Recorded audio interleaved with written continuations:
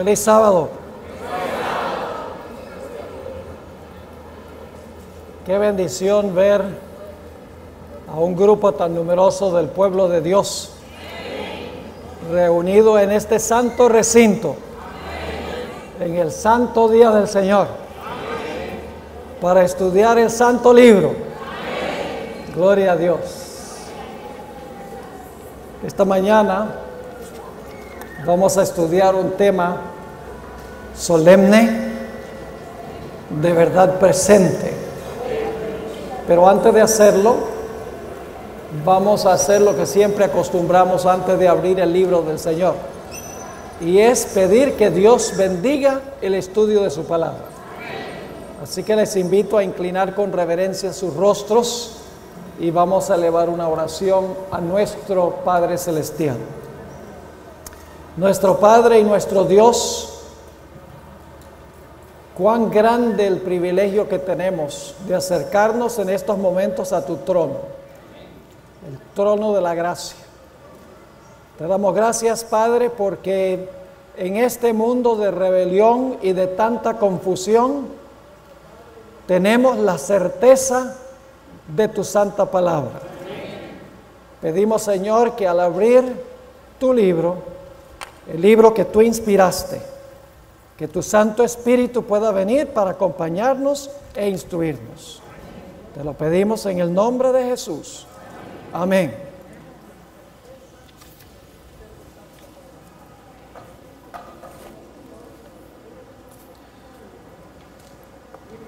Hay unas 33,000 denominaciones religiosas en los Estados Unidos.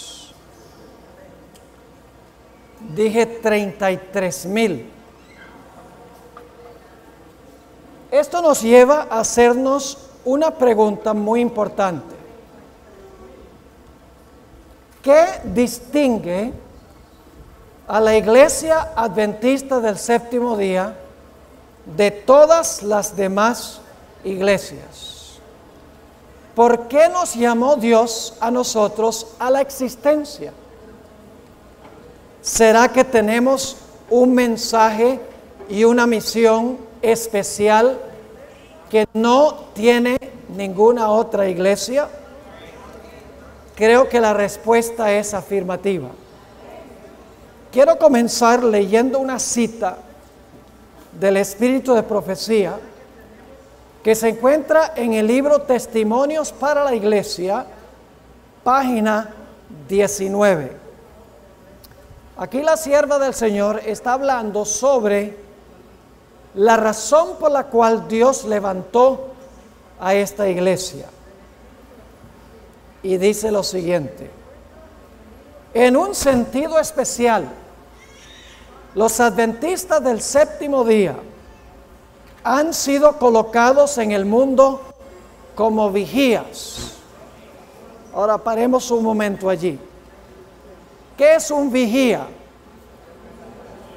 Uno que vigila. Es decir, la función de vigía es una función defensiva, es defender. Dios ha colocado la iglesia adventista para defender la verdad. Así que dice, en un sentido especial, los adventistas del séptimo día han sido colocados en el mundo como vigías, una función defensiva. Pero luego sigue diciendo, y portadores de luz. No solo hay que defender, sino conquistar. No solo hay que luchar contra las tinieblas, sino que hay que prender la luz. Luego dice la sierva del Señor, a ellos, es decir, a los adventistas, se les ha confiado la última amonestación a un mundo que perece. Sobre ellos ha resplandecido una luz maravillosa de la palabra de Dios. Se les ha encomendado una obra de suprema importancia, la proclamación de los mensajes del primero, segundo y tercer ángel. No hay otra obra que tenga tanta importancia. No han de permitir que ninguna otra cosa absorba su atención. No hay ninguna obra que sea más importante. No debemos permitir que nada más absorba nuestra atención. La razón de nuestra existencia es proclamar los mensajes de los 3 ángeles de Apocalipsis 14.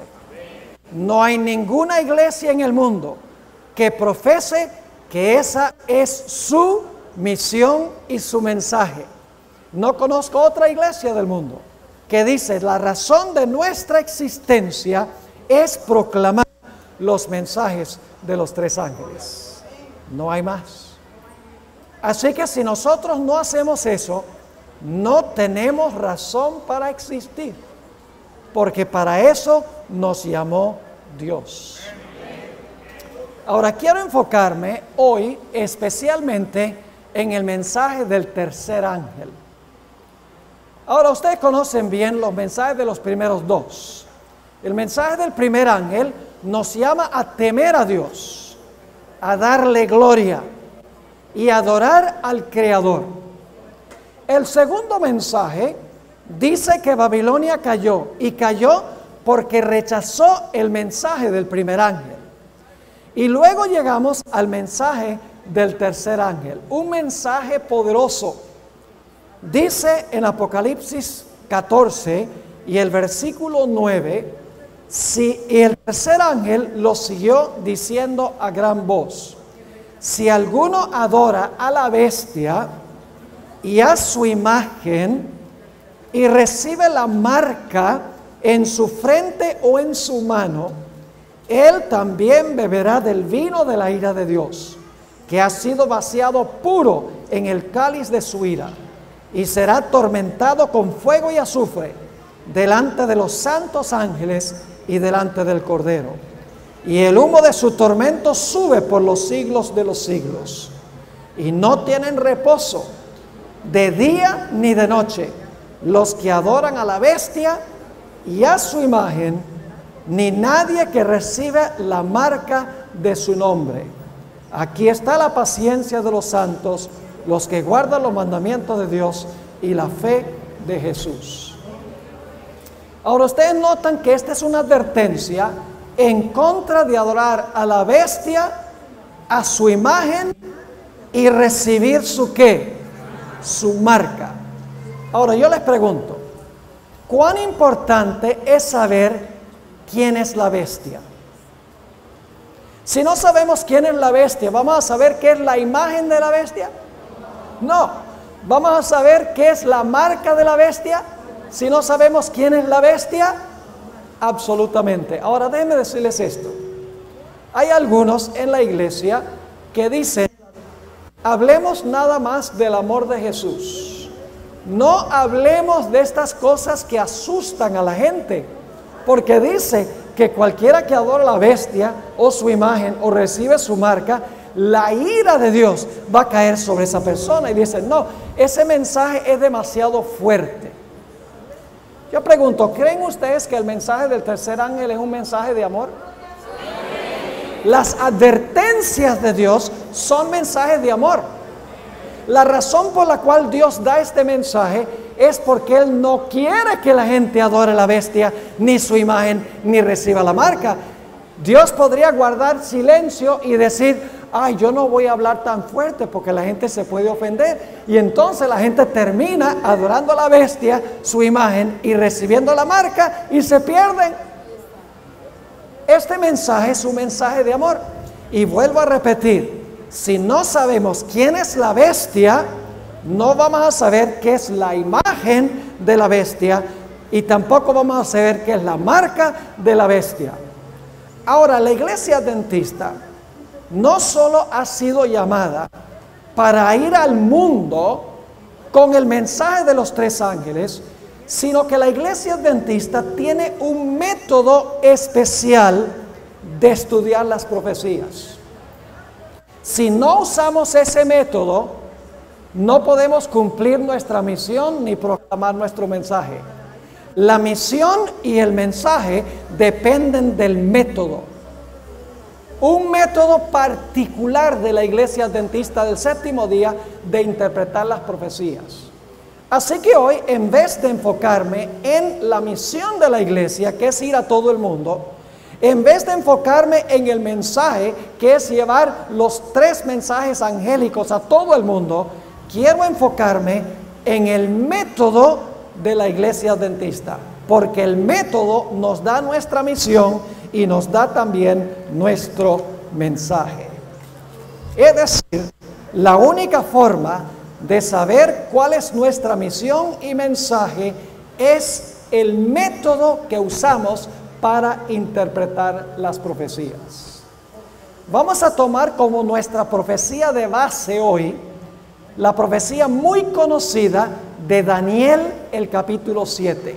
Y luego vamos a hablar un poco de Apocalipsis 13, que es una profecía paralela. Ahora, no voy a leer los versículos porque yo creo que la mayoría, si no todos los que estamos aquí, hemos estudiado la profecía de Daniel 7. Tenemos en primer lugar en Daniel 7 un ¿qué? Un león. ¿Qué representa el león? Babilonia. ¿Dónde empieza entonces la profecía de Daniel 7? En los días cuando vivía el profeta quien escribió. Ahí comienza la secuencia en Daniel 7 con Babilonia. Luego tenemos una segunda bestia. Esa bestia es un oso. Y ese oso representa ¿cuál reino? A los medos y los persas. Luego entonces sigue una tercera bestia.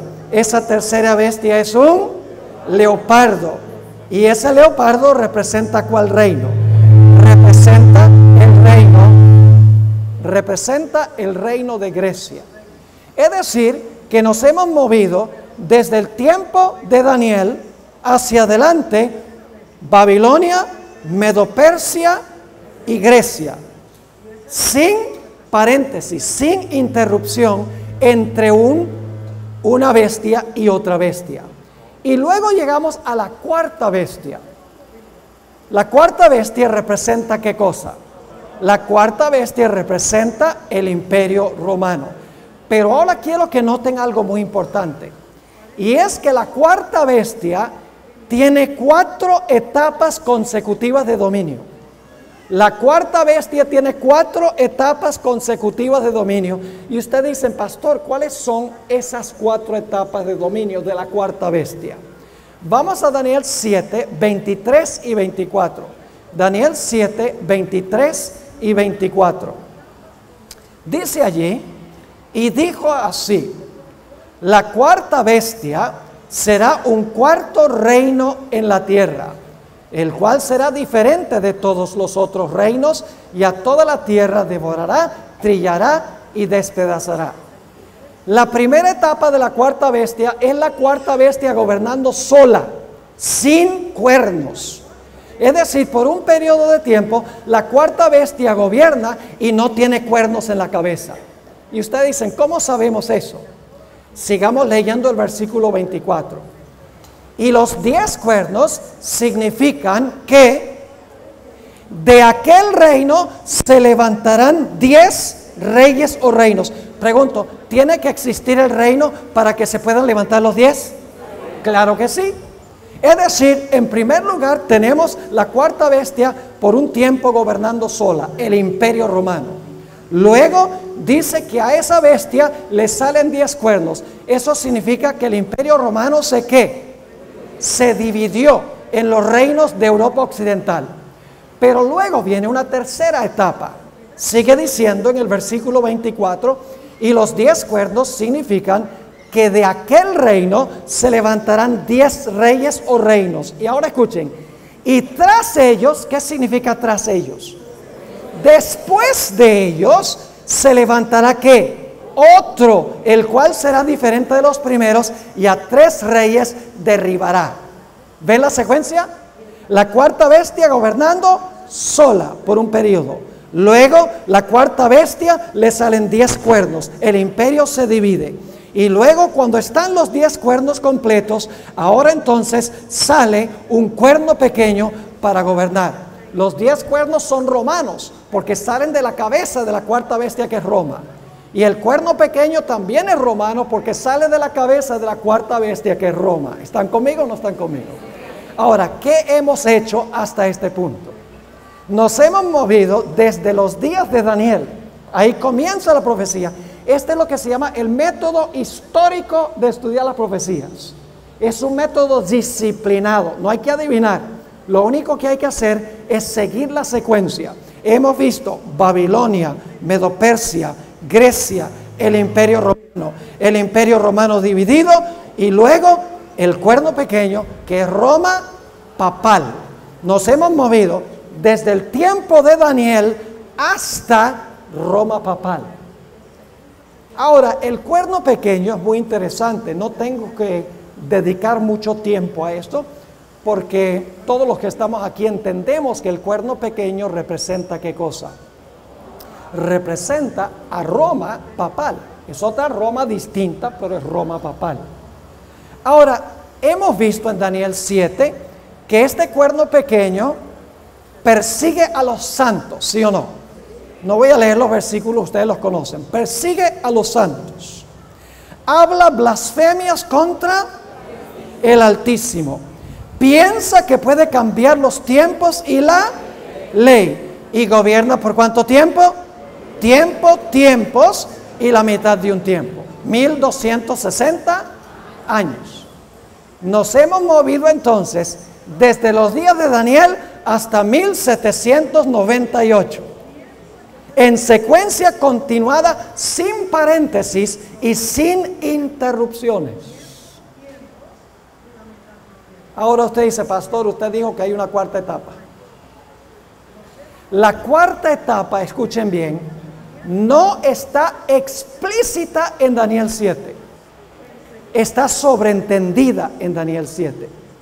Porque si ustedes leen Daniel 7 con cuidado, se van a dar cuenta que el cuerno pequeño va a estar gobernando cuando Cristo venga y va a ser destruido por Cristo cuando Jesús venga. Eso significa que los 1260 años no fue el fin de este periodo, de este poder. Porque si va a estar gobernando cuando Cristo venga, va a ser destruido con el resplandor de su venida, significa que tiene que tener otra ¿qué? Otra etapa de dominio. La cuarta etapa es cuando el cuerno pequeño vuelve a gobernar de nuevo. Ahora en Daniel 7 no está explícito, está sobreentendido. Gobierna 1260 años y luego deja de gobernar, porque si gobernó más que eso, entonces no gobernó 1260. Si gobernó menos, no gobernó 1260. Así que termina ese periodo y entonces después de alguna manera empieza a gobernar de nuevo. Pero ahora escuchen bien. Lo que está implícito en Daniel 7 está explícito en Apocalipsis 13. Los libros de Daniel y Apocalipsis hay que estudiarlos juntos. Apocalipsis es una revelación de Daniel, es una explicación de Daniel. Así que tenemos que ir a Apocalipsis el capítulo 13. Ahora vamos a repasar lo que hemos visto de Daniel 7. Babilonia, Medo-Persia, Grecia, el imperio romano dividido, Roma papal, 1260 años, y luego en algún momento posterior el cuerno pequeño gobierna de nuevo porque va a ser destruido por el resplandor de la venida de Jesús. Apocalipsis 13 tiene la misma secuencia. Si ustedes leen Apocalipsis 13 y el versículo 2, se mencionan las mismas 4 bestias de Daniel 7. Habla de un león, de un oso, de un leopardo, de un dragón que tiene 10 cuernos. Y luego el dragón que tiene 10 cuernos le da su trono, su autoridad y su poder a la bestia. Ahora quiero que noten la secuencia. En Apocalipsis 13 tenemos también el león, el oso, el leopardo, el dragón, los 10 cuernos, y luego dice que el dragón de 10 cuernos le da su autoridad a la bestia. En Daniel 7 tenemos el león, el oso, el leopardo, el dragón, los 10 cuernos, y el dragón de 10 cuernos le da su autoridad al cuerno pequeño. Es decir, el cuerno pequeño y la bestia representan el mismo poder. ¿Están conmigo o no están conmigo hasta ahora? Ok. Ahora, no solo sabemos que la bestia es lo mismo que el cuerno pequeño por la secuencia, sino también por las características y el periodo de tiempo. Porque si ustedes leen Apocalipsis 13, el versículo 5 y el versículo 7, dice que la bestia habla blasfemias contra el Altísimo. ¿Eso lo hizo el cuerno pequeño, sí o no? Sí. Dice que persigue a los santos del Altísimo. ¿Hizo eso el cuerno pequeño? Dice que gobierna 42 meses. Es una forma distinta de expresar ¿qué cosa? 1260 días o años. Es decir, la bestia de Apocalipsis 13 es el mismo cuerno pequeño de Daniel 7, por la secuencia y por las acciones que desempeña. Pero ahora necesitamos ampliar un poco más la cuarta etapa, porque ya hemos visto que hay 3 etapas en Apocalipsis 13: león, oso, leopardo, dragón, 10 cuernos y luego la bestia. Pero Apocalipsis 13 enfatiza que cuando terminan los 1260 años, algo le sucede a esta bestia. Noten Apocalipsis 13 y el versículo 10. Apocalipsis 13 y el versículo 10. Dice allí: si alguno lleva en cautividad, va en cautividad. ¿Cuál era el poder que llevaba en cautividad? Roma papal, muy bien. Dice, si lleva en cautividad, ¿qué va a suceder? Va a ir en cautividad. Y luego dice, si alguno mata a espada, ¿quién mataba con la espada? La bestia mataba a los santos con la espada. Dice, a espada debe ser ¿qué? Muerto. Aquí está la paciencia y la fe de los santos. Es decir, al final de los 1260 años, la bestia recibió una herida mortal. ¿Con qué recibió la herida mortal? Con la espada. Ahora, personalmente yo creo que entender la espada en esta profecía es el punto más importante de toda la profecía. Entender qué es la espada. Porque la espada que la bestia usaba para matar es la misma espada que le dio la herida mortal a la bestia. Ahora, siempre que yo pregunto, ¿qué representa la espada? Inmediatamente viene la respuesta, la palabra de Dios. Y quiero decirles que en la Biblia la espada sí puede representar la palabra de Dios. Efesios 6:17 dice que la espada del Espíritu es ¿qué? Es la palabra de Dios. Pero en la Biblia los símbolos no siempre significan lo mismo en todos los contextos. Por ejemplo, un león, ¿qué representa un león? ¿Un león puede representar a Cristo? El león de la tribu de Judá. ¿Puede representar a Satanás? Anda cual león rugiente buscando a quien devorar. ¿Puede representar a Babilonia? Sí. ¿Puede representar a Judá, hijo de Jacob? Así que siempre que encuentran león no significa lo mismo. ¿Qué significa levadura en la Biblia? Siempre decimos pecado, pero en la parábola de la levadura que dio Jesús, la levadura representa el poder del Espíritu Santo que se pone en la masa o dentro de la iglesia para que la iglesia crezca. Es decir, que nada más porque aquí dice que la espada le dio la herida mortal, que fue la Biblia. Escuchen bien, el papado no usaba la Biblia para matar a nadie. Así que la espada aquí debe representar algo distinto. Si vamos a Romanos 13:4, no lo voy a leer, dice que en la época del apóstol Pablo, el imperio romano tenía la espada. Es decir, la espada es lo que tiene el poder civil para castigar violaciones del Código Civil. Es decir, el papado que usaba para perseguir durante los 1260 años. No perseguía como iglesia, sino que se aliaba ¿con quién? Con el Estado o el poder civil, y usaba la espada del poder civil para matar a los santos. En 1798 lo que pasó fue que el poder civil le quitó la espada y dijo, ya no nos vas a usar más para imponer tus dogmas y para imponer tus prácticas y tus doctrinas. Se acabó el tiempo en que vas a usar el poder civil para cumplir tus propósitos. Escuchen bien. La palabra papado no se refiere a la Iglesia Católica como iglesia. La palabra papado se refiere al papado uniéndose con el poder civil. Es decir, es una coalición de la iglesia junto con el poder del Estado. En 1798 el poder civil le retiró su apoyo y por lo tanto ya no había papado. Continuó la Iglesia Católica, las iglesias continuaron funcionando, los sacerdotes continuaron funcionando también. La iglesia no desapareció.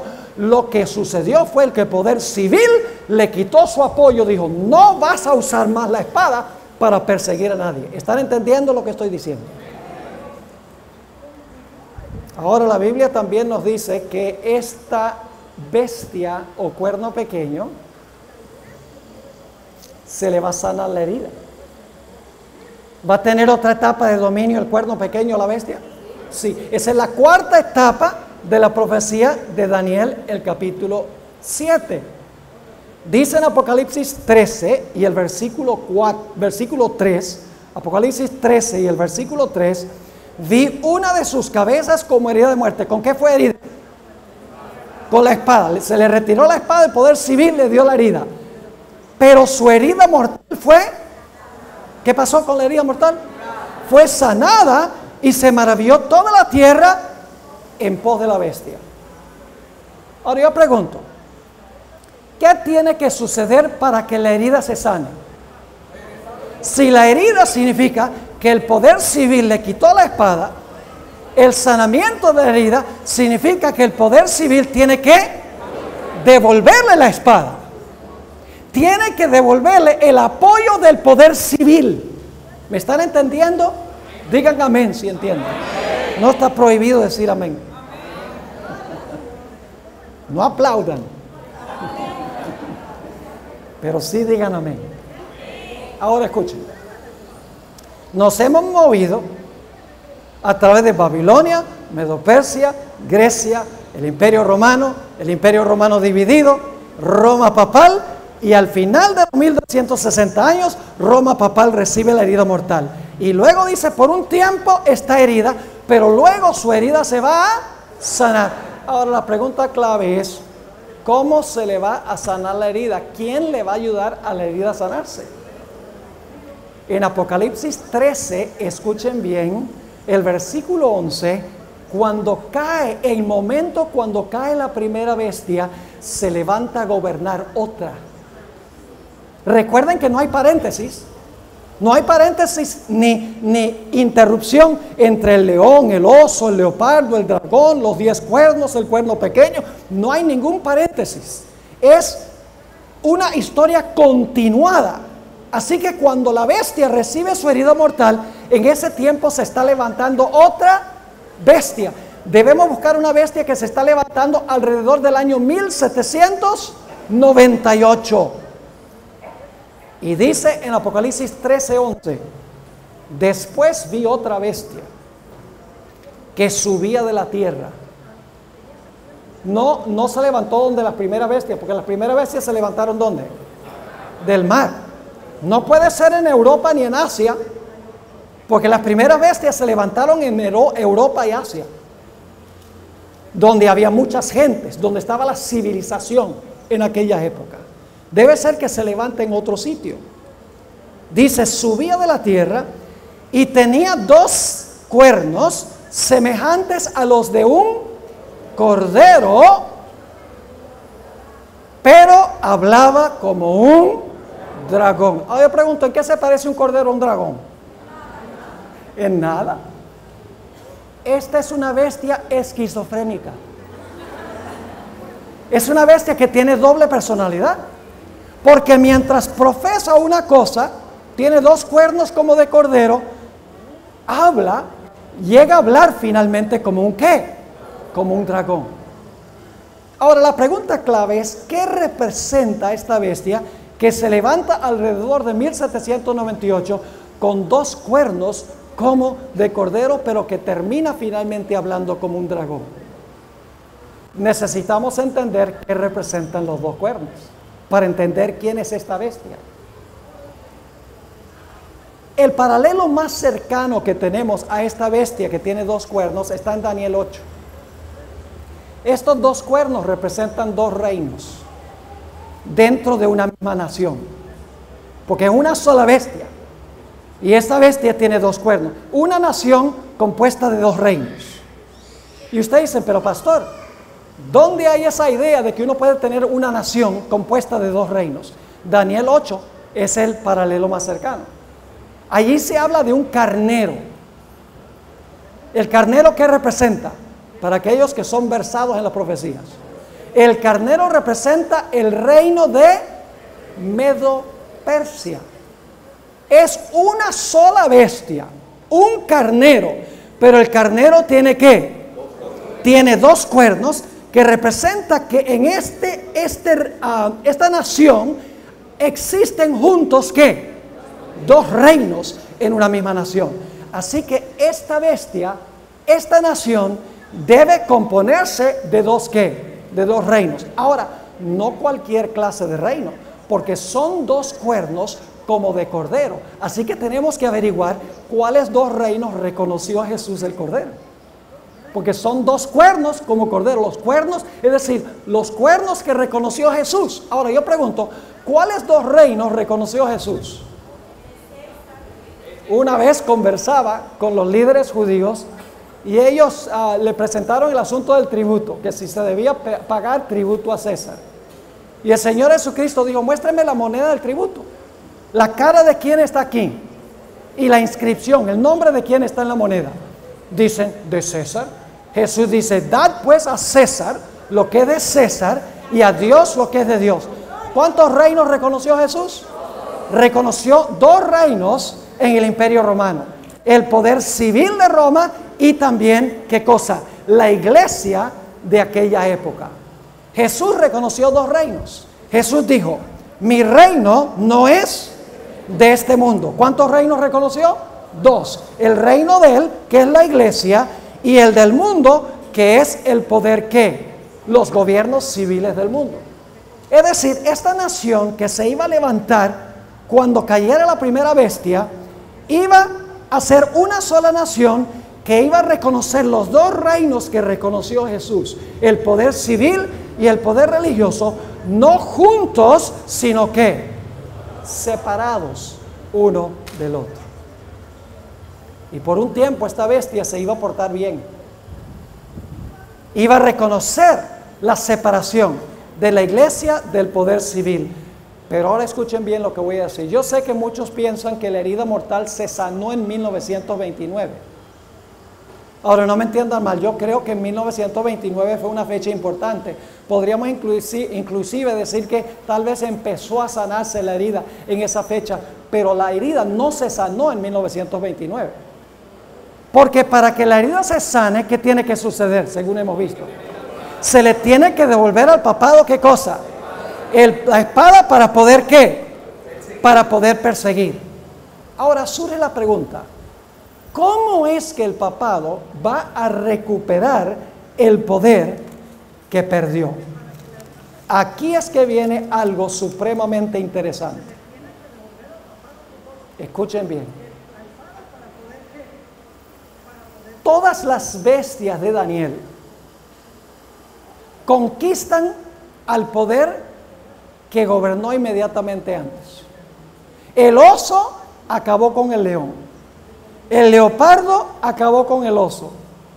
El dragón acabó con el leopardo. Pero ¿saben lo interesante de esta bestia que se levanta de la tierra? Esta bestia, en vez de aniquilar la bestia anterior, le ayuda a recuperar su poder. Vamos a mirar la evidencia. Nota lo que dice Apocalipsis 13 y el versículo 12.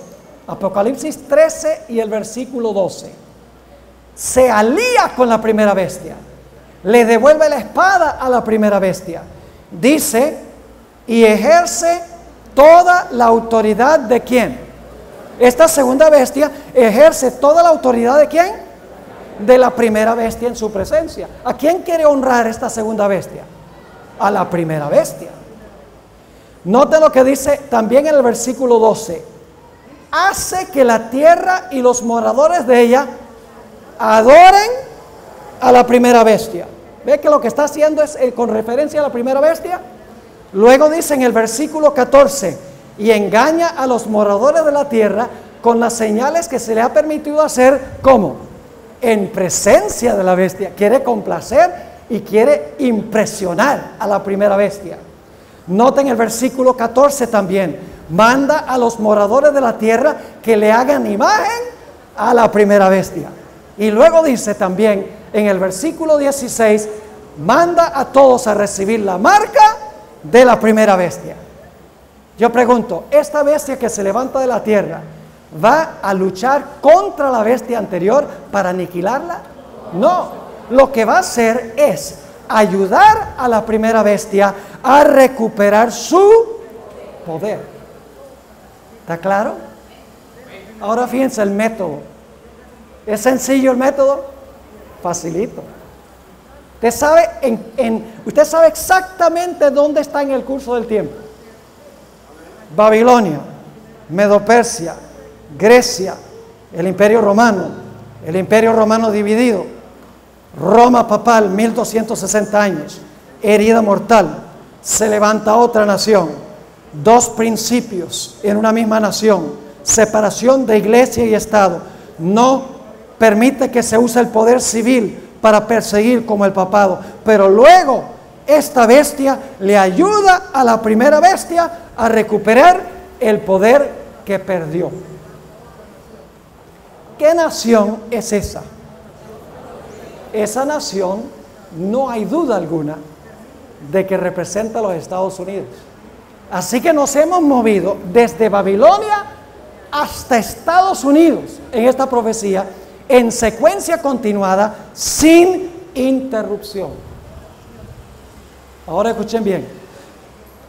Los reformadores protestantes, como Martín Lutero, Juan Calvino, Zwinglio, entre otros, usaban este método para identificar al papado como el anticristo de la Biblia. Ustedes pueden leer los escritos de ellos. Ellos podían seguir la secuencia. Por ejemplo, Lutero sabía que ya había pasado Babilonia, Medo-Persia, Grecia, Roma, que Roma se había dividido, y dice, bueno, el próximo poder es el cuerno pequeño, entonces debemos estar viviendo en el tiempo del cuerno pequeño. Usaban el método para identificar qué poder era representado por el cuerno pequeño o por la bestia. Y claro, el papado no le gustaba eso porque se identificaba claramente qué poder era el cuerno pequeño, la bestia, la iglesia romana. Y por lo tanto, la Iglesia Católica, después de la Reforma Protestante, dijo, nosotros tenemos que hacer algo para remediar este problema donde se nos está tildando como el cumplimiento del cuerno pequeño y la bestia. Lo primero que trataron de hacer fue tratar de contrarrestar las doctrinas de los reformadores. Convocaron un concilio eclesiástico, el Concilio de Trento, el concilio más largo en la historia de la Iglesia Católica. Duró 18 años, desde el año 1545 hasta el año 1563. Y todo el propósito del Concilio de Trento era tratar de contrarrestar las doctrinas y las enseñanzas de los protestantes. Pero mientras más trataban de contrarrestar, más naciones perdían y más gente perdía. Así que dijeron, tenemos que hacer otra cosa. No es suficiente atacar el mensaje de los reformadores, tenemos que atacar su método de interpretar las profecías para que la gente no pueda seguir la secuencia y darse cuenta a dónde estamos en el curso de la profecía. Así fue que después, poco después de la Reforma Protestante, se levantó un erudito con el nombre de Luis de Alcázar, jesuita de España. Escribió un comentario sobre el libro de Apocalipsis. Y en ese comentario procuró comprobar que el cuerno pequeño en realidad representa a un personaje malévolo que vivió 165 años antes de Cristo con el nombre de Antíoco Epífanes. Desacró el templo judío, persiguió a los judíos, gobernó no fue 3 años y medio, 3 años, pero dice, bueno, 3 y medio más o menos. O sea, escribió este comentario con el concepto preterista de que el cuerno pequeño se cumplió en el Antiguo Testamento con Antíoco Epífanes. Y dijo, y la bestia de Apocalipsis 13, esa bestia es Nerón.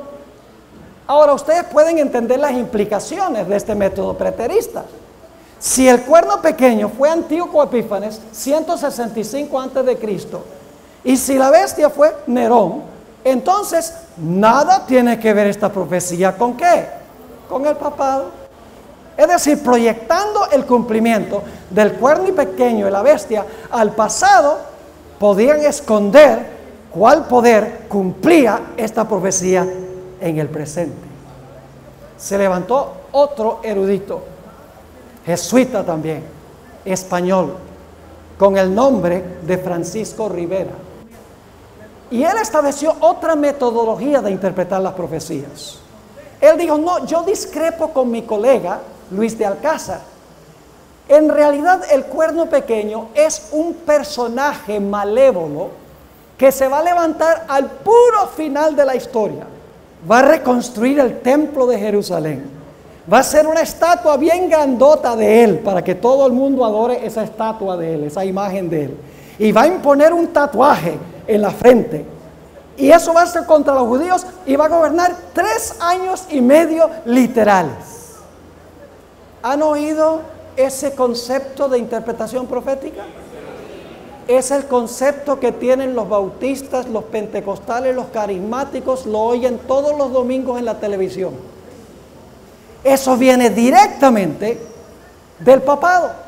Es decir, proyectando las profecías del anticristo al lejano futuro, inmediatamente antes de la segunda venida de Cristo, se esconde a dónde surgió este poder en el curso de la historia. Y les digo, el método, atacar el método, les funcionó mucho mejor que atacar las doctrinas. Si ustedes miran las grandes iglesias protestantes de hoy, por ejemplo, la Iglesia Luterana Unida, Presbiteriana Unida, Metodista Unida, esas iglesias en sus comentarios, en sus seminarios, son preteristas. Ustedes leen los comentarios. Yo hice un estudio intensivo de esto y descubrí que para ellos dicen, el cuerno pequeño fue Antíoco Epífanes y la bestia fue Nerón. Dicen estas iglesias grandes en sus comentarios. Y los protestantes conservadores, los carismáticos, los pentecostales, los bautistas dicen, no, el anticristo es futuro, no se ha levantado todavía. Y por lo tanto todo el mundo está mirando hacia el Medio Oriente, buscando el cumplimiento de las profecías allá, y en Roma crece el poder que cumple la profecía, y en los Estados Unidos también, y nadie se da cuenta porque están mirando a donde no es. Terrible. Permítame compartir ahora con ustedes algunas cosas que están ocurriendo. Las cosas están ocurriendo tan rápidamente, hermanos y hermanas, que es difícil mantenerse al día. La hermana White dijo que los movimientos finales serían ¿qué? Serán rápidos, y estamos viéndolo. Permítanme compartir con ustedes algunos detalles muy importantes. Posiblemente algunos de ustedes han oído hablar de un personaje que se llama Tony Palmer. Tony Palmer murió en un accidente de moto, pero era un ministro o un sacerdote de la iglesia anglicana de la tradición celta. Y él estaba supremamente angustiado porque la iglesia anglicana se ha dividido en 1000 pedazos, en diferentes sectas. Es decir, hay una división grande en la iglesia de él. Y por lo tanto su pasión era de alguna manera acabar con todas estas divisiones para unir no solo a los anglicanos, sino para unir a todos los cristianos. El 25 de febrero del año pasado, un evangelista de la televisión que se llama Kenneth Copeland, algunos de estos nombres tal vez no signifiquen mucho para ustedes, pero en los Estados Unidos significan muchísimo, porque estos evangelistas de la televisión que tienen millones de seguidores en el protestantismo de los Estados Unidos. Pero Kenneth Copeland, el 25 de febrero del año pasado, organizó una reunión de líderes carismáticos, centenares, sino miles de líderes carismáticos, e hizo una convención. Y a esa convención invitó a Tony Palmer para predicar en esa convención. Yo personalmente pude ver este segmento que les voy a mencionar ahora. Tony Palmer se paró y dijo: yo he venido en el espíritu y el poder de Elías para unir a todos los cristianos. Dijo: la diversidad es divina y la división es diabólica. Y luego se lamentó de que todos los cristianos no se han unido y declaró lo siguiente, escuchen esto: es la gloria la que nos une, no la doctrina. Interesante. Es la gloria la que nos une, no la doctrina. Es la gloria.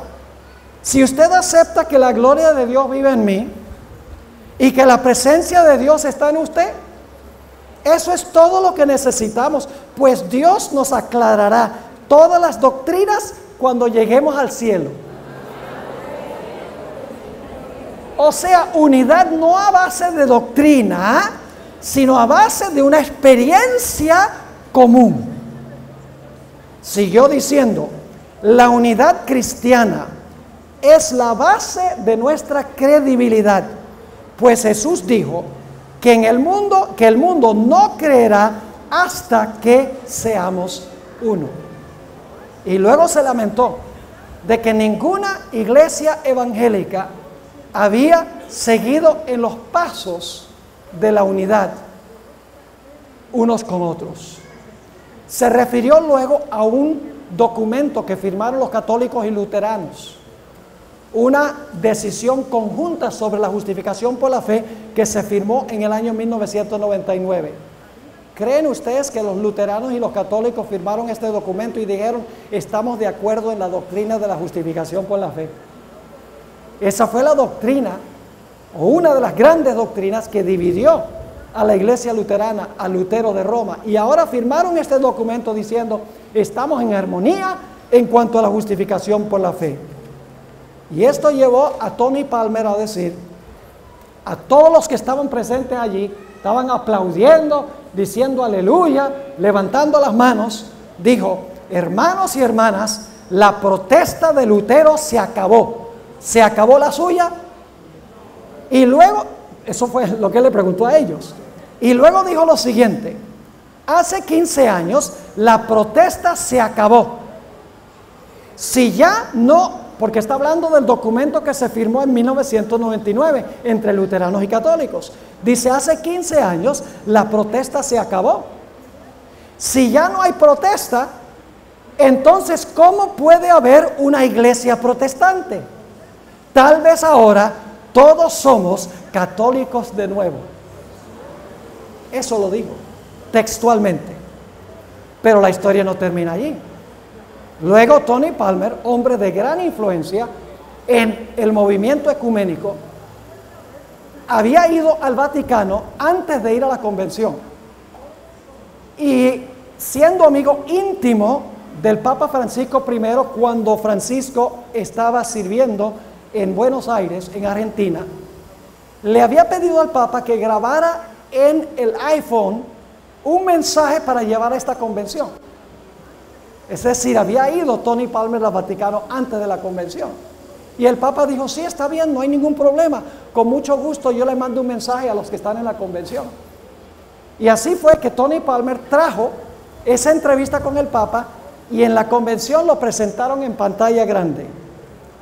Y aquí les voy a leer parte del mensaje del Papa a ese grupo protestante que estaban reunidos allí. Estoy anhelando que esta separación llegue a su fin y nos conceda la unidad. Estoy suspirando por ese abrazo. Al final de su mensaje el Papa dijo: por favor, oren por mí. Necesito sus oraciones. Y yo oraré por ustedes, pero necesito sus oraciones. Y oremos que el Señor nos una a todos. Vamos, somos hermanos. Démonos un abrazo espiritual y permitamos que Dios termine la obra que ha comenzado. Y esto es un milagro. El milagro de la unidad ha comenzado. Les pido que me bendigan. Yo los bendigo. De hermano a hermano, yo los abrazo. Bendíganme, que yo también los bendigo. Yo pregunto algo. Si los protestantes no hubieran abandonado su método de interpretar las profecías, ¿ustedes creen que hubiera sucedido esto? Jamás en la vida. Pero la cosa se vuelve peor, porque Kenneth Copeland, que tiene millones de seguidores en los Estados Unidos, luego se paró, caminando hacia la plataforma, repitió múltiples veces: gloria, gloria, gloria, gloria, gloria. Y mientras tanto la congregación se paró y gritaba y silbaba y levantaba las manos. Y luego dijo Kenneth Copeland: no sabemos cómo orar por él como debemos. Si no sabemos cómo orar por el Papa como debemos. Y luego empezó a elevar una oración en lenguas, en plena televisión. Yo creo que ni siquiera Dios entendió esa oración. Y luego le dijo a Tony Palmer, le dijo: trae tu iPhone, que yo quiero mandarle un mensaje al Papa. Así que Tony Palmer subió a la plataforma con su iPhone y grabó un mensaje para llevar de la convención al Papa.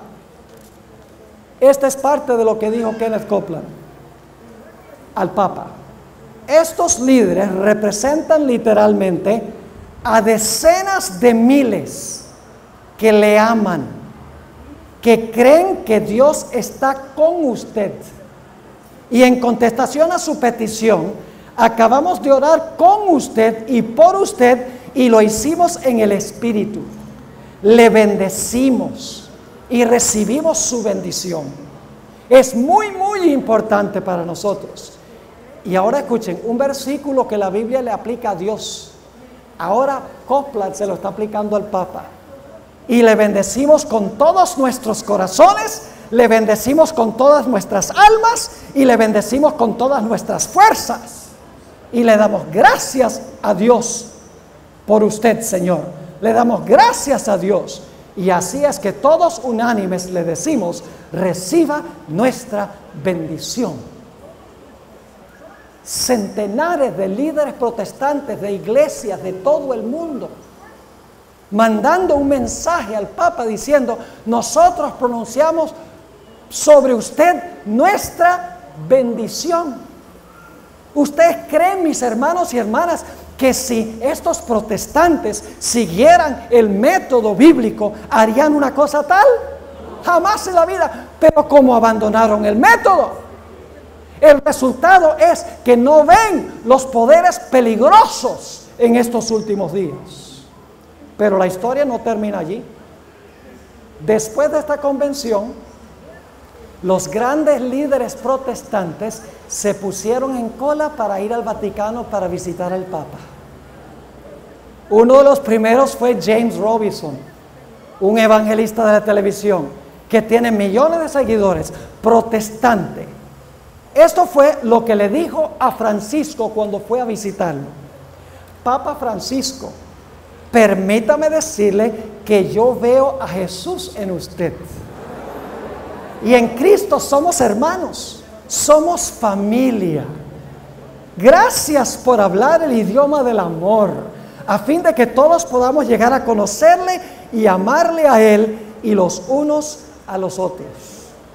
El siguiente que se puso en fila fue Joel Osteen, que llena un coliseo deportivo 3 veces el domingo con más de 25,000 personas, seguido por millones de personas, autor de libros que se consideran casi de tanta autoridad como la Biblia. Fue el próximo en ir al Vaticano. En su visita dijo: me sentí muy honrado y con mucha humildad. Y luego le dieron un tour al Vaticano y dijo: uno siente este profundo respeto y reverencia para con Dios. Luego fue a la plaza de San Pedro, donde se celebró una misa con unas 100,000 personas reunidas allí. Y después de la misa, Joel Osteen dijo: después El Papa pasó hora y media transitando por el medio de la multitud en el papamóvil, saludando a la gente. Fue muy alentador ver cómo quiere a la gente. Y luego dijo, me gusta el hecho de que está siendo más inclusiva a la iglesia. ¿Ustedes recuerdan que le preguntaron a Francisco I en cuanto al estilo de vida gay? ¿Y qué dijo él? ¿Quién soy yo para juzgar? Es porque quiere complacer a ambos grupos. Así son los jesuitas. Los jesuitas hablan con los dos lados de la lengua, porque quieren complacer a todo el mundo. Encontramos que sigue diciendo Austin, me gusta el hecho de que está siendo más inclusiva a la iglesia. No está procurando reducir el tamaño de la iglesia, sino de aumentarlo e incluir a todos. Esto está de acuerdo con mi punto de vista. El siguiente en ponerse en cola fue Rick Warren, autor del libro La Iglesia con Propósito y la Vida con Propósito, libro que se usa en muchas reuniones adventistas. Y entiéndame mal, no me entiendan mal, escuchen. No estoy diciendo nada malo en cuanto a la iglesia adventista como iglesia. Sencillamente estoy advirtiendo en cuanto al peligro de usar publicaciones que no son producidas por nuestra iglesia. Y eso lo advirtió nuestro presidente Ted Wilson. En múltiples sermones él ha dicho, no lean las obras de otros. No traigan a personas de otras iglesias a predicar en las iglesias, porque ellos no tienen el mensaje adventista. Si lo dice el presidente de la conferencia general, yo también lo puedo decir. Ahora fíjense lo que dijo Rick Warren. Tenemos mucho más en común que lo que nos divide. Wow. Ahora escuchen, cuando hablamos de pentecostales, carismáticos, evangélicos, fundamentalistas, católicos, metodistas, bautistas, presbiterianos, etcétera, etcétera, todos concordaríamos que creemos en la Trinidad, creemos en la Biblia, creemos en la resurrección, creemos que la salvación es por medio de Cristo Jesús. Estos son los asuntos grandes. El diablo también cree eso, dicho sea de paso. Siguió diciendo, a veces los protestantes piensan que los católicos adoran a María como si fuera otro Dios, pero ese concepto no es precisamente doctrina católica, y los que son católicos saben que sí es. Y la gente dice, ¿y qué es ese asunto de los santos? ¿Por qué le están rezando a los santos? Y luego dice Warren, cuando usted comprende lo que quieren decir con sus declaraciones, se dará cuenta que tenemos mucho en común. No niego que haya diferencias reales, de esto no cabe duda, pero lo más importante es que si usted ama a Jesús, entonces estamos en el mismo equipo. Siguió diciendo, en realidad la unidad que yo espero ver no es una unidad de estructura, sino una unidad para cumplir la misión. O sea, los protestantes cumpliendo la misión con los católicos. Qué interesante. Sigue diciendo, somos obreros conjuntos cuando se trata de proteger la santidad de la vida, la santidad del sexo y la santidad del matrimonio. Así que tenemos mucho en común y no existe división alguna cuando se trata de estos tres temas. Ahora, mi pregunta es esta. Tengo una serie de preguntas. ¿Creen ustedes que los protestantes están dispuestos de creer que la muerte de Cristo en la cruz no fue de una vez por todas, que Jesús tiene que continuamente ser sacrificado en la misa? ¿Creen que los protestantes estarían dispuestos de aceptar la doctrina del purgatorio? ¿Creen que los protestantes estarían dispuestos de inclinarse ante imágenes para adorarlas? ¿Creen ustedes que los protestantes están dispuestos de aceptar la primacía del Papa? ¿Creen ustedes que los protestantes estarían dispuestos de aceptar a María como Madre de Dios sin pecado original, que nunca pecó, que ascendió corporalmente al cielo y que ahora intercede por los pecadores? ¿Están los protestantes dispuestos a aceptar eso? ¿Están dispuestos los protestantes de aceptar la canonización de los santos? ¿Están dispuestos de aceptar que la Biblia no es nuestra única fuente de fe y práctica, sino la tradición también? ¿Están dispuestos de aceptar que las indulgencias pueden perdonar el pecado y que debemos confesar el pecado a un mero hombre? Hermanos y hermanas, esas son cosas grandes. Son diferencias radicales que tienen que ver con la salvación. Y sin embargo, estos líderes protestantes están diciendo, unámonos nada más en lo que tenemos con la Trinidad. Creemos que Cristo nos salvó. Creemos que Cristo murió y resucitó. Unámonos en eso y las demás doctrinas el Señor las arregla cuando lleguemos al cielo. Lo que une a la iglesia adventista son sus doctrinas, hermanos y hermanas. Y tenemos que aferrarnos y mantenernos de acuerdo a nuestro mensaje. Ahora, escuchen bien. Elena G. de White previó hace 120 años lo que está pasando ahora. Voy a leerles un par de citas del Espíritu de Profecía. Conflicto de los Siglos, página 445. Cuando las iglesias principales de los Estados Unidos, uniéndose en puntos comunes de doctrina. ¿Cómo? ¿Cuáles iglesias? ¿Cuáles iglesias? Las protestantes. ¿Dónde? En los Estados Unidos, uniéndose en puntos comunes de doctrina, influyen sobre el Estado. Esa es la espada, ¿sí o no? Cuando las iglesias protestantes influyen sobre el Estado, que significa que los Estados Unidos le va a devolver la espada a la bestia, dice, para que imponga los decretos y las instituciones de ellas. Entonces la América protestante habrá formado una imagen de la jerarquía romana y la inflicción de penas civiles contra los disidentes vendrá de por sí solo. En la página 444 del mismo libro, la hermana White dice, muchos consideran la gran diversidad de creencias en las iglesias protestantes como prueba terminante de que nunca se procurará asegurar una uniformidad forzada. La diversidad de doctrinas hace imposible que se unan los protestantes, dicen algunos, dice la sierva del Señor. Pero desde hace años se viene notando entre las iglesias protestantes un poderoso y creciente sentimiento en favor de una unión basada en puntos comunes de doctrina. Para asegurar tal unión, debe necesariamente evitarse toda discusión de asuntos en los cuales no todos están de acuerdo, por importantes que sean desde el punto de vista bíblico. Hace 120 años, la sierva del Señor previó lo que iba a suceder con el protestantismo. Se han hecho encuestas entre los protestantes de los Estados Unidos en cuanto a su concepto de Francisco I, y la abrumadora mayoría de los protestantes de los Estados Unidos tienen un alto concepto del papado y específicamente del Papa Francisco I. Podría mencionarle muchas otras cosas, pero hay que ir a comer la comida que perece. Pero denme nada más un poquito de tiempo más.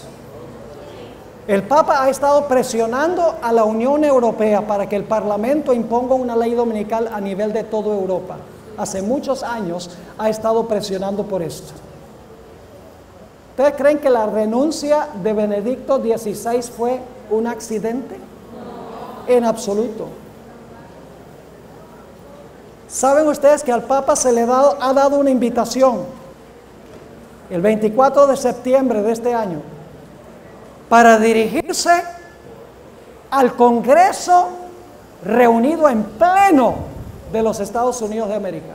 Increíble, porque el papado y los Estados Unidos están fundados sobre principios radicalmente distintos. La primera enmienda de la Constitución de los Estados Unidos separa la iglesia del Estado, pero se está invitando a un individuo cuyo fundamento es unir la iglesia con el Estado. Es decir, están invitando a alguien cuyos principios son radical y diametralmente opuestos a los principios sobre los cuales fue edificado los Estados Unidos. Y luego, escuchen bien, Luego el Papa va a dar un discurso en las Naciones Unidas. ¿Y saben de qué va a hablar? De lo mismo que habló en su encíclica. Va a decir, lo que ha arruinado al mundo es el capitalismo. La gente trabaja demasiado. Y como trabaja demasiado, ha contaminado el medio ambiente. Y por lo tanto necesitamos un día a la semana, que resulta ser el domingo, para darle un descanso al medio ambiente. Eso lo dijo en su encíclica, que recién salió hace un par de días, mis hermanos y hermanas. Este asunto del cambio climático se va a usar y lo va a decir también ante el Congreso de los Estados Unidos. Téngalo por cierto, porque él dice, las naciones pudientes, al abusar del medio ambiente, lo que han hecho es maltratar a los pobres.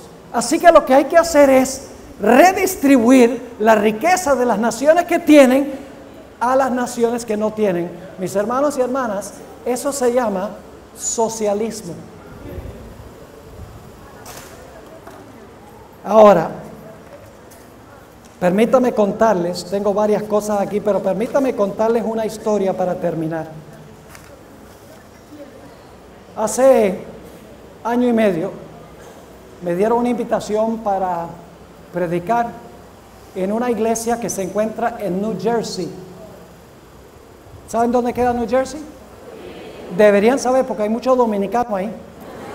Se han infiltrado de Nueva York a New Jersey, que queda ahí al lado. Y la hermana que me invitó, una tarde junto con mi esposa, nos invitó para comer en su casa. Fuimos y nos dimos cuenta que había invitado a otro joven. Yo había visto a ese joven en las reuniones, no había faltado a ninguna reunión. En la mesa, cuando nos sentamos antes de que comiéramos, el joven empezó a contar su testimonio. No estoy seguro, pero me parece que era dominicano el muchacho. Pero me dijo, yo estaba un sábado por la mañana parado en una calle y vi a esta señora caminando hacia mí, que tenía en su mano una Biblia, estaba bien vestida. Y yo pensé para mí, esta mujer va para la iglesia, como que no sabe que hoy es sábado. Así que se le acercó y le dijo, señora, ¿para dónde va? Y ella dice, voy a la iglesia. Y él dice, pero un momentico, hoy es sábado, no es domingo. El domingo es que va la gente a la iglesia. Ella dice, no, yo soy adventista del séptimo día y nosotros vamos a la iglesia el sábado.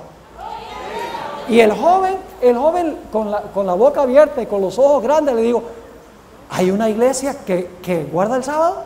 Y él, sí, la mía. Dice, ¿verdad? ¿Puedo ir a la iglesia con usted? Ella dijo, sí, ¿cómo no? Y lado a lado se fueron a la iglesia. Cuando el joven llegó a la puerta de la iglesia, estaba un anciano esperando. Y le dice al anciano el joven, oiga, esta es la iglesia que guarda el santo sábado. Y el anciano dijo, sí, aquí nosotros guardamos el sábado. El joven dijo, entonces esta es mi iglesia. Entró y se sentó. Tuvo durante la escuela sabática. En el culto, el pastor, en su sermón, dijo, vamos a ver lo que dice Elena G. de White en el Espíritu de Profecía. Y este muchacho dijo, Elena G. de White, ¿quién será? Voy a mirar en el internet. Ay, error garrafal. Porque casi todos los lugares en el internet le echan pestes a la hermana White. Y la acusan de cosas que no son ciertas. Y todo de lo que se le acusa ya ha sido contestado con lujo de detalle por el Centro White. No hay nada nuevo debajo del sol. Pero este joven no sabía quién era.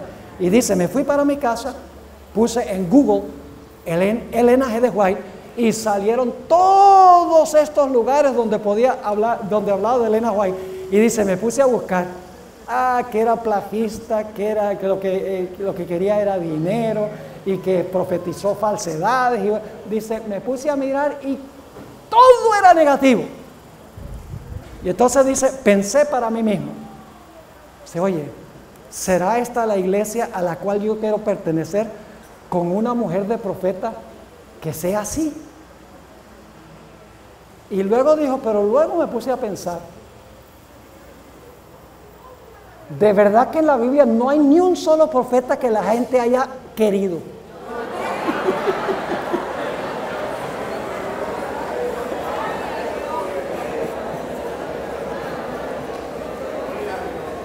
Así que si todo el mundo odia tanto a esta mujer, tiene que haber tenido razón. Así que regresó a la iglesia el próximo sábado, se encontró con el anciano y le dijo: mire, usted tiene algo aquí escrito por Elena G. de White, lo quiero leer. Y el anciano le dijo: sí, tengo aquí un conflicto de los siglos. Y le dio el conflicto de los siglos. El joven se leyó el libro en una semana. En una semana, más de 700 páginas se leyó del libro.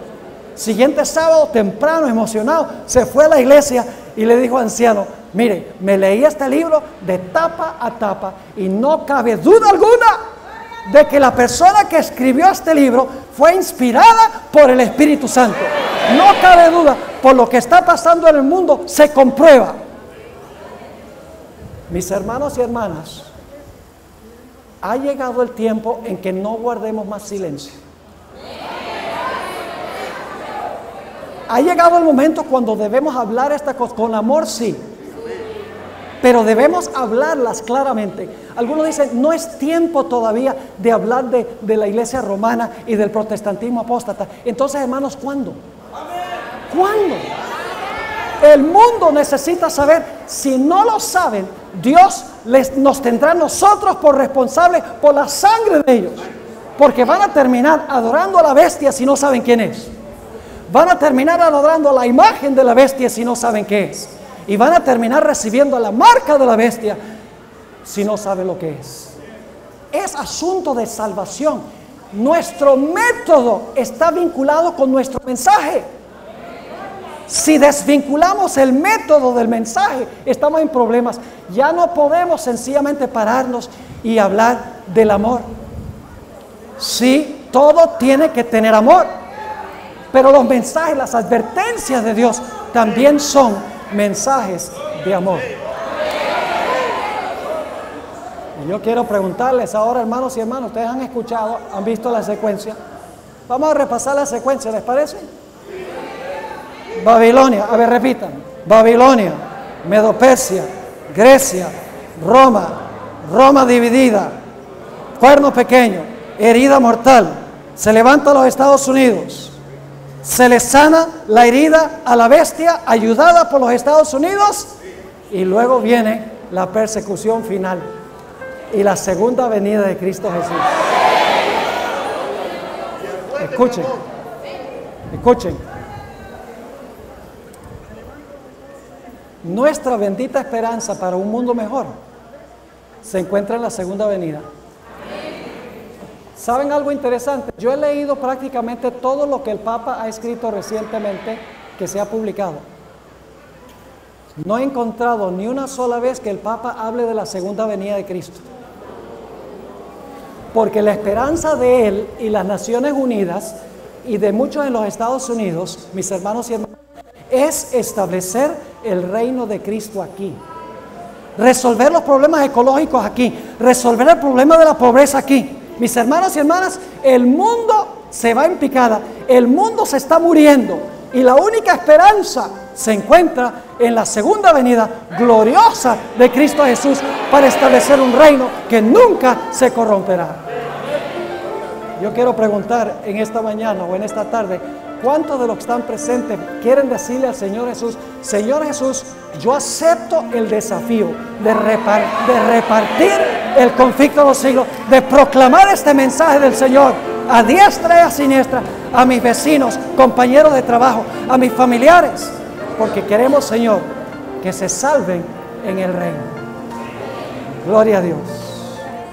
Oremos. Padre Celestial, el mensaje hoy ha sido un mensaje fuerte, pero tú hablas, Señor, a veces con fortaleza, no para ofendernos, sino para advertirnos en cuanto a los peligros, para que podamos estar nosotros en el lado correcto y podamos alcanzar a miles de personas que están confundidas, que no entienden. Padre, te ruego que tú bendigas a cada uno de los que están reunidos aquí. Oh Padre, danos ese celo misionero. Mete en nuestro corazón ese fuego que no puede quedar adentro. Ayúdanos a proclamar estas cosas con poder, aún en medio de la oposición. Danos la valentía de hablarlas con amor, porque queremos ver a las almas salvas en tu reino. Gracias, Padre, por darnos ese poder y por responder nuestra oración, pues te lo imploramos en el precioso nombre de nuestro Señor y Salvador Jesús. Amén.